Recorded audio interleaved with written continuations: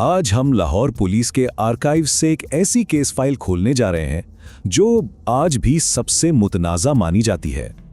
ये कहानी है एक ऐसे शख्स की जो कभी दरियाए रावी पर कश्ती चलाता था और फिर लाहौर के अंडरवर्ल्ड के लिए एक डरावना ख्वाब बन गया।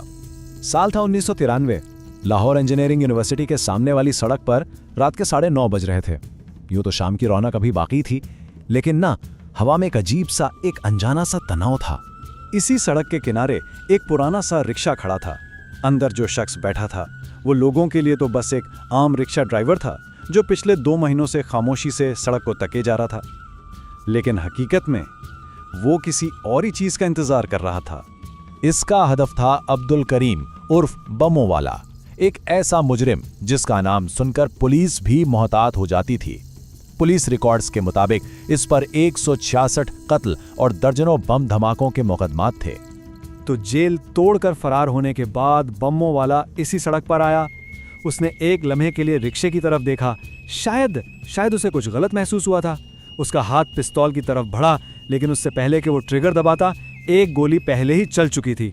सड़क पर अब्दुल करीम की लाश पड़ी थी और रिक्शे में बैठा वो खामोश शख्स कोई ड्राइवर नहीं बल्कि ऑफिसर आबिद हुसैन था। बमों वाले का ये मुकाबला सिर्फ एक मुजरिम की मौत नहीं थी, नहीं, ये उस पूरे दौर की अक्कासी करता था जब लाहौर खौफ की गिरफ्त में था। आखिर वो क्या हालात थे जिन्होंने आबिद जैसे पुलिस अफसरों को जन्म दिया? ये सिर्फ चंद नाम नहीं है। हनीफा, शफीका बाबा, हुमायूं गुज्जर, ये वो नाम थे जो पूरे के पूरे मोहल्लों पर दहशत के जरिए हुकूमत करते थे। इन नामों का मतलब सिर्फ एक चीज था, खौफ। अगवा, भत्ताखोरी और कत्लो गारत, ये सब रोज का मामूल बन चुका था। कानून और निजाम की गिरफ्त इतनी कमजोर हो चुकी थी कि कई इलाकों में अवाम पुलिस से ज्यादा इन गैंग्स से डरते थे। तो इसी माहौल में एक नौजवान अफसर आहिस्ता आहिस्ता नुमाया हो रहा था, आबिद हुसैन। लेकिन दिलचस्प बात यह है कि इसकी कहानी किसी पुलिस थाने से नहीं बल्कि दरियाए रावी के किनारे से शुरू होती है। एक आम सा मल्ला शहर का सबसे खौफनाक पुलिस वाला कैसे बना? आबिद रावी में कश्ती चलाता था जब एक तालिब इल्म ने उसे मशवरा दिया कि वो आगे पढ़े और अपनी जिस्मानी ताकत को इस्तेमाल करे। वो गवर्नमेंट कॉलेज लाहौर पहुंचा जहां बॉक्सिंग ने उसकी जिंदगी बदल दी। कहते हैं कि एक ही पंच में मुखालिफ को रिंग से बाहर फेंकने के बाद उसे कॉलेज की टीम में शामिल कर लिया गया और फिर बॉक्सिंग की बुनियाद पर ही 1988 में पंजाब पुलिस का हिस्सा बन गया। इसे भर्ती तो बॉक्सिंग की वजह से किया गया था, लेकिन उसकी असल पहचान बनी एक माहिर निशानाबाज के तौर पर।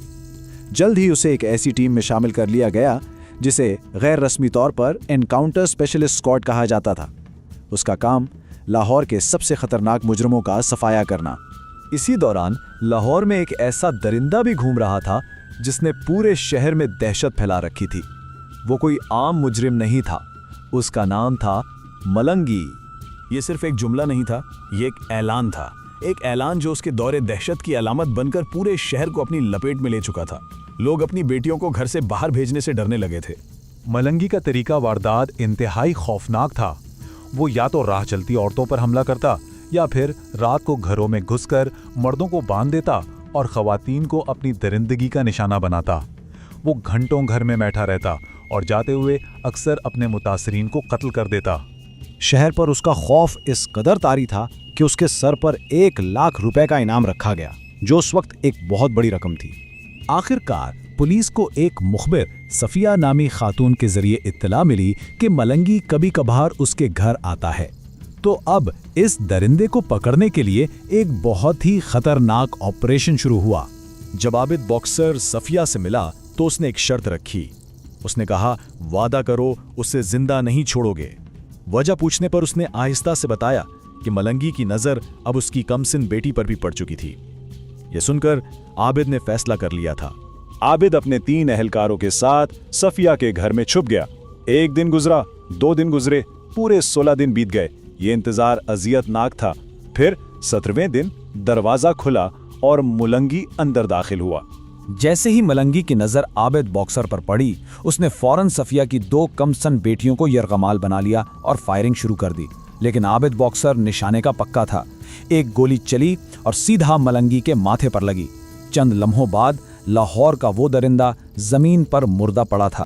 मलंगी की मौत की खबर जंगल की आग की तरह फैली, लेकिन इसके बाद शहर का रद्द-ए-अमल कैसा था? लाहौर ने बरसों बाद सुख का सांस लिया। ताजरों ने आबिद बॉक्सर को नकद और सोना पेश किया, लेकिन इसने ये सब लेने से साफ इनकार कर दिया।